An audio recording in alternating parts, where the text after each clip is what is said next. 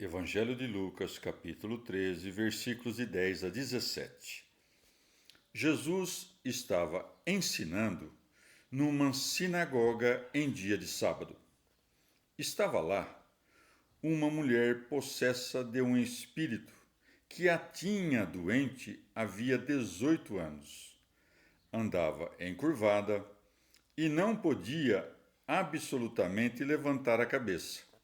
Jesus, vendo-a, chamou-a e disse-lhe: Mulher, estás livre da tua enfermidade.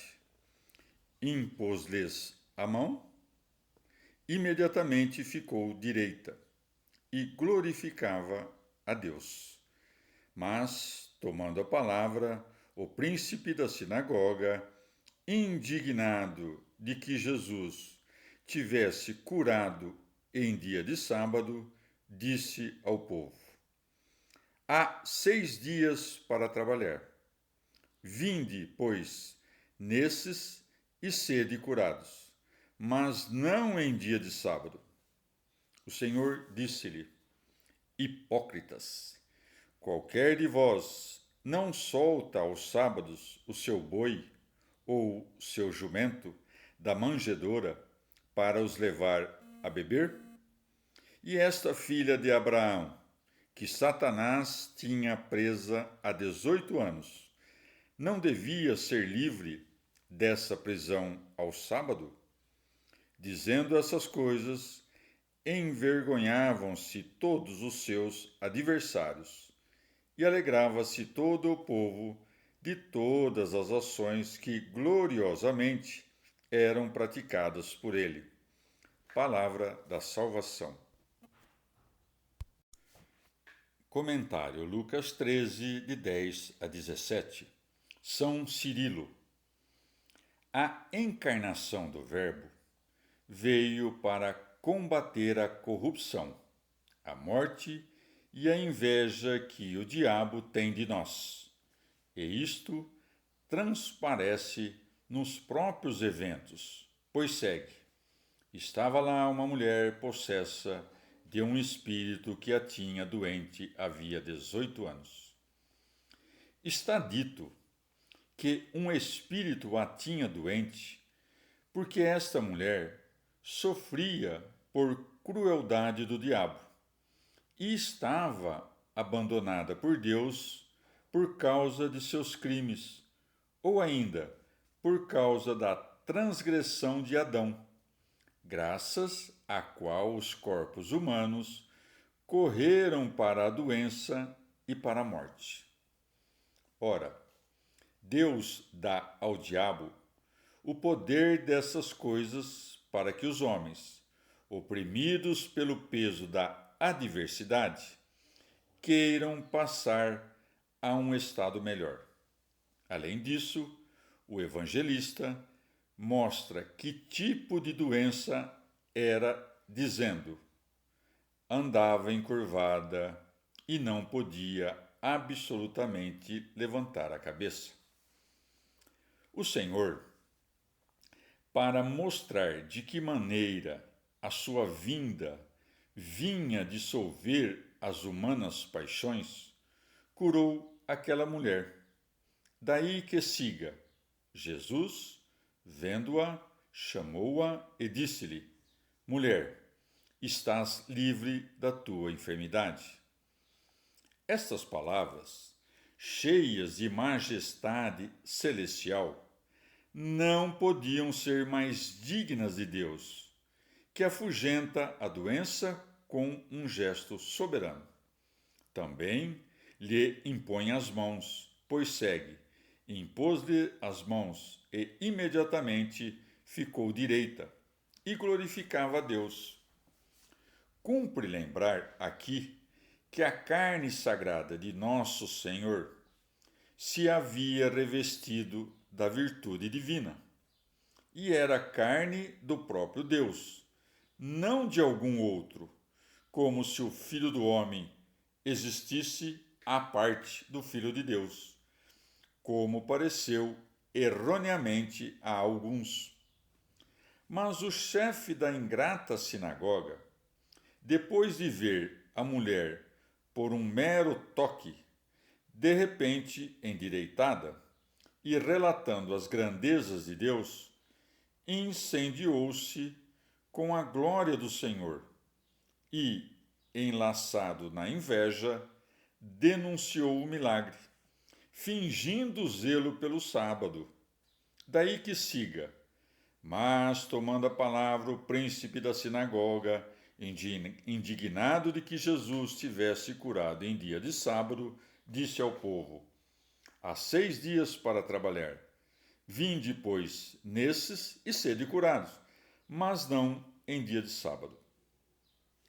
Exorta aos homens que nos demais dias, em que estão dispersos e ocupados cada um com os seus afazeres, e não no sábado, viessem e admirassem as obras do Senhor, a fim de que não creiam. Mas dize: a lei, de certo, proíbe todo o trabalho manual no dia do sábado. Mas, por acaso, proíbe as que se cumprem pela palavra e pela boca? Deixa, portanto, de comer, de beber, de falar e de cantar também no sábado. E se nem mesmo lês a lei, de que te serve o sábado? Ademais, se o trabalho manual foi proibido pela lei, que trabalho manual é endireitar uma mulher pela força da palavra? O príncipe da sinagoga é acusado de hipócrita, na medida em que leva os animais irracionais para beber, ao passo que a mulher, que era filha de Abraão, não apenas em raça, como também em fé, ele não a considera digna de ser liberta dos grilhões da sua doença. Daí que acrescente: e esta filha de Abraão, que Satanás tinha presa há 18 anos, não devia ser livre dessa prisão ao sábado? Achava melhor, de certo, que a mulher olhasse para a terra como um quadrúpede do que recuperar a postura humana, contanto que Cristo não fosse engrandecido. Ora, não tinham o que responder. A repreensão que haviam recebido era irrebatível. Daí que siga: dizendo essas coisas, envergonhavam-se todos os seus adversários. Já o povo, como que colhendo as vantagens dos milagres, alegrava-se com esses sinais. Daí que siga: e alegrava-se todo o povo de todas as ações que gloriosamente eram praticadas por ele. Pois o esplendor das obras resolvia qualquer questão entre aqueles que não lhe perguntavam com perversidade. Carta de São Paulo aos Romanos, capítulo 8. Em conclusão, não há condenação para os que pertencem ao Messias Jesus. Porque a lei do Espírito vivificante, por meio do Messias Jesus, me emancipou da lei do pecado e da morte. O que a lei não podia, por causa da debilidade da condição carnal, Deus o realizou enviando seu Filho, assemelhando a nossa condição pecadora, para acertar contas com o pecado. Em sua carne, condenou o pecado, para que cumpríssemos a justa exigência da lei, nós que não procedemos por instinto, mas pelo Espírito. De fato, os que vivem segundo o instinto se inspiram no instinto. Os que vivem segundo o Espírito se inspiram no Espírito. O instinto tende à morte, o Espírito tende à vida e à paz. Porque a tendência do instinto é hostil a Deus, pois não se submete à lei de Deus, nem pode fazê-lo. E os que seguem o instinto não podem agradar a Deus. Mas vós não seguis o instinto, e sim o Espírito, se é verdade que o Espírito de Deus habita em vós. E se alguém não tem o Espírito do Messias, não lhe pertence. Mas se o Messias está em vós, ainda que o corpo morra pelo pecado, o Espírito viverá pela justiça. E se o Espírito daquele que ressuscitou Jesus da morte habita em vós, aquele que ressuscitou Jesus Cristo da morte dará vida a vossos corpos mortais, pelo seu Espírito que habita em vós. Portanto, irmãos, não somos devedores do instinto para viver de acordo com ele. Pois, se viveis conforme o instinto, morrereis. Mas, se com o Espírito mortificais as ações do corpo, vivereis.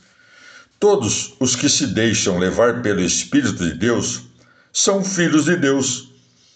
E não recebestes um espírito de escravos, para recair no temor, mas um espírito de filhos, que nos permite clamar: Abá, Pai. O Espírito testemunha a nosso espírito que somos filhos de Deus. E se somos filhos, também somos herdeiros, herdeiros de Deus, co-herdeiros com Cristo. Se compartilhamos sua paixão, compartilharemos sua glória. Penso que os sofrimentos do tempo presente não têm proporção com a glória que será revelada em nós. A humanidade aguarda na expectativa de que se revelem os filhos de Deus. A humanidade foi submetida ao fracasso, não por sua vontade, mas por imposição de outro. Mas com a esperança de que essa humanidade se emancipará da escravidão da corrupção para obter a liberdade gloriosa dos filhos de Deus. Sabemos que até agora a humanidade inteira geme como dores de parto. E não somente ela, também nós, que possuímos as primícias do Espírito, gememos por dentro aguardando a condição filial, o resgate de nosso corpo. Com essa esperança nos salvaram. Uma esperança que já se vê não é esperança, pois se alguém já o vê, para que esperá-lo? Contudo, se esperamos o que não vemos, aguardamos com paciência. Desse modo, o Espírito socorre nossa fraqueza.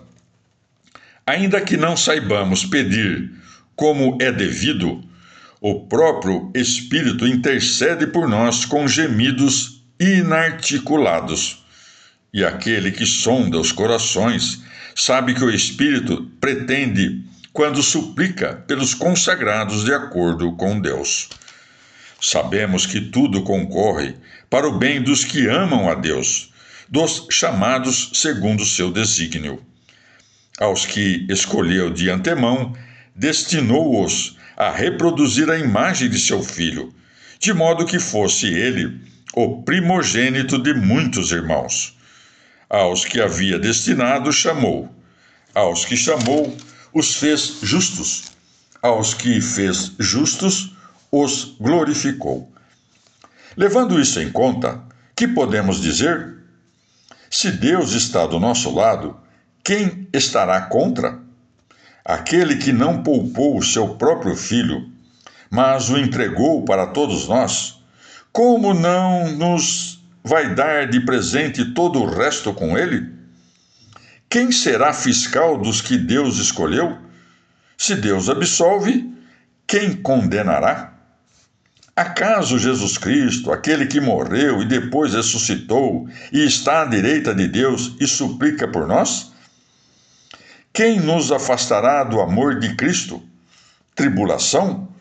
Angústia? Perseguição? Fome? Nudez? Perigo? Espada?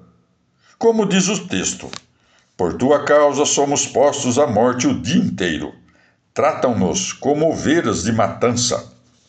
Em todas essas circunstâncias, somos mais que vencedores, graças àquele que nos amou.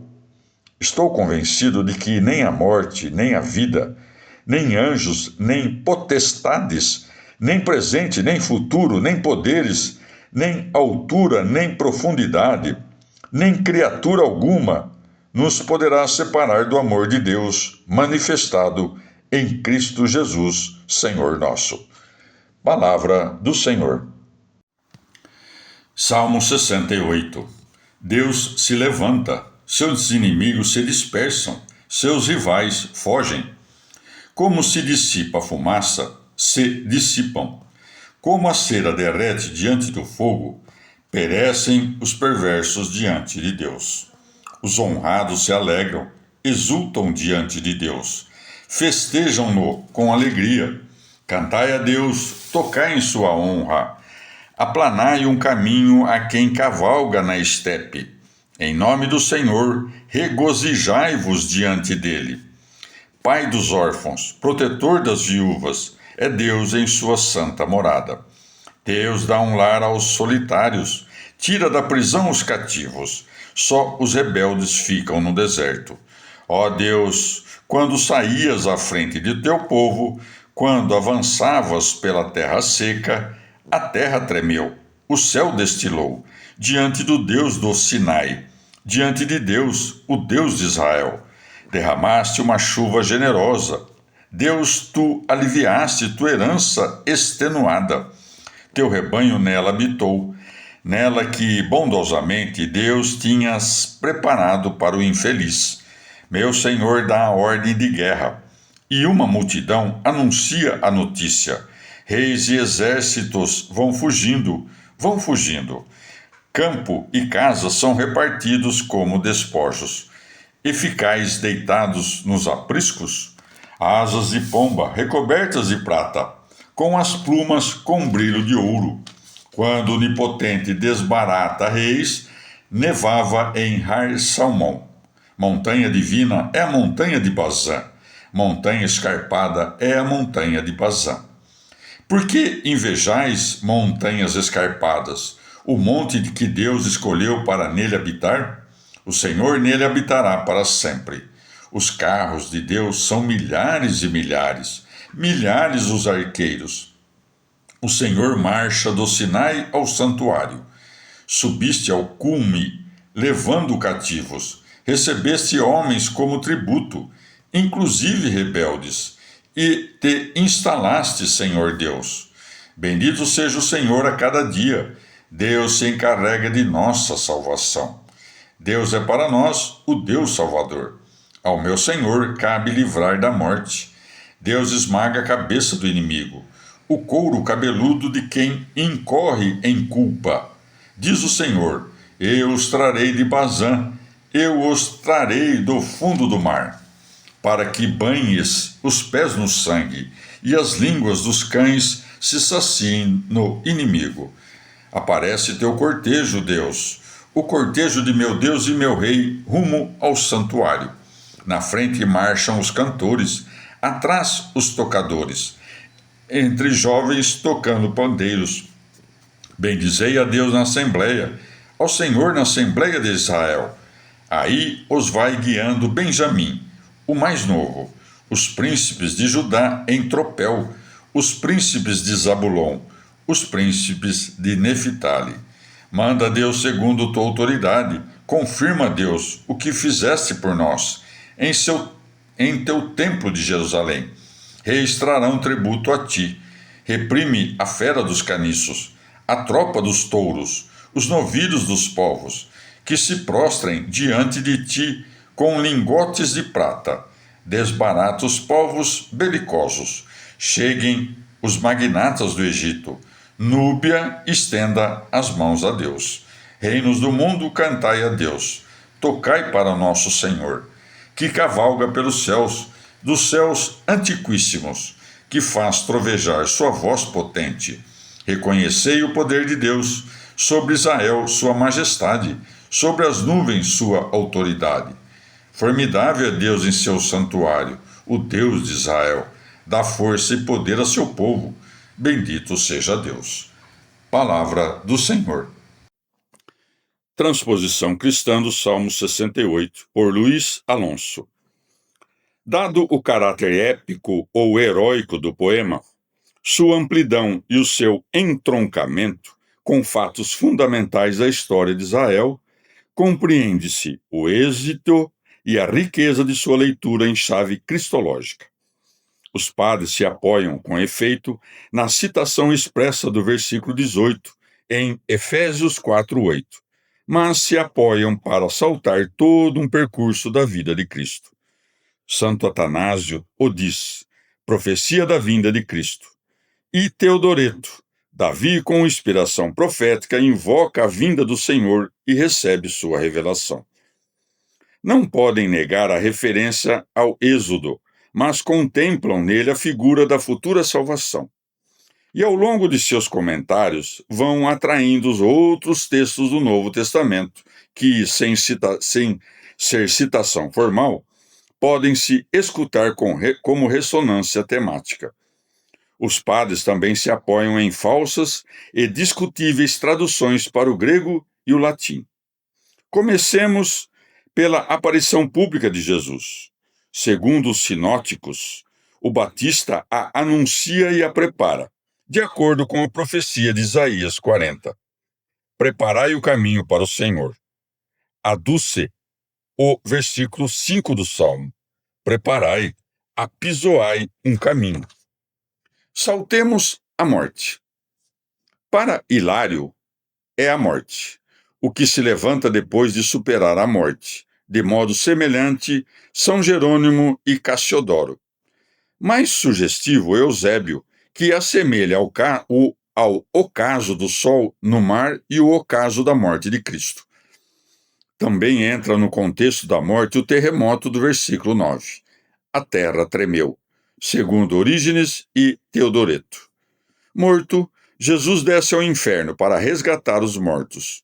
O Salmo, no versículo 7, o anuncia. Tira da prisão os cativos. Assim, Eusébio e Cirilo de Alexandria. Nesse contexto, entra a vitória sobre o poder da morte, o demônio ou dragão. Aqui se aplica o versículo 22. Esmaga a cabeça do inimigo, segundo Eusébio. A cabeça do dragão, do Salmo 74:13. Segundo Atanásio, a cabeça da serpente de Gênesis 3:15, semelhante Jerônimo. A ressurreição se encontra num citado subir sobre o ocaso, do versículo 5b. É também o começo do Salmo, Deus se levanta, segundo Eusébio, Teodoreto, Jerônimo, Cassiodoro. E, sobretudo, a ascensão, referida em Efésios 4:8, texto que alegam Eusébio, Atanásio, Agostinho, Cassiodoro. É interessante que, de acordo com a teologia de Lucas, a exaltação do versículo 19 também é por eles referidas à cruz, Orígenes, Cirilo de Alexandria e Arnóbio. O anúncio da ascensão reaparece no versículo 34, segundo Eusébio, Atanásio, Teodoreto e Jerônimo. Cheios do Espírito, começam os apóstolos a evangelização, anunciada no versículo 12. Uma multidão apregoa a notícia. Assim, Cirilo de Alexandria, Atanásio, Hilário. Seguindo a tradição equivocada, por príncipes do versículo 26, Atanásio os identifica com os apóstolos, a cuja pregação responde à conversão dos gentios, anunciada no versículo 32, segundo Eusébio, Cirilo de Alexandria, Atanásio, Jerônimo. E a propósito citam o episódio do eunuco de Atos 8. Entre os apóstolos se destaca Paulo, da tribo de Benjamim, e por isso anunciado no cortejo do versículo 28. Ouçamos Teodoreto. Paulo, da tribo de Benjamim, chamado depois dos outros, que aparece como adolescente nos Atos dos Apóstolos. Ele guia a igreja e a instrui nos mistérios divinos. Caiu em êxtase para compreender que aquele que perseguia e cria morto estava no céu. Os apóstolos constituem a igreja e as igrejas às quais se refere o versículo 27. Teodoreto e Atanásio, que cita a propósito 1 Coríntios 3,16, também na morada do versículo 7, identificam a igreja Cirilo de Alexandria, Hilário, Eusébio, Jerônimo e Cassiodoro. Nossa ressurreição é anunciada, segundo vários padres, no versículo 21, já que ao Senhor toca livrar da morte. Recuperar da morte os que dão a vida para pregar o Evangelho. Atanásio. Segundo Jerônimo, é o primogênito da morte e abriu a porta de saída da morte. Segundo Cirilo de Alexandria, ressuscitando da morte, deu com a saída da morte. De modo semelhante, Hilário e Cassiodoro. Finalmente, nossa morada celeste, vista no versículo 7 por Orígenes e no versículo 36 por Hilário e Cassiodoro.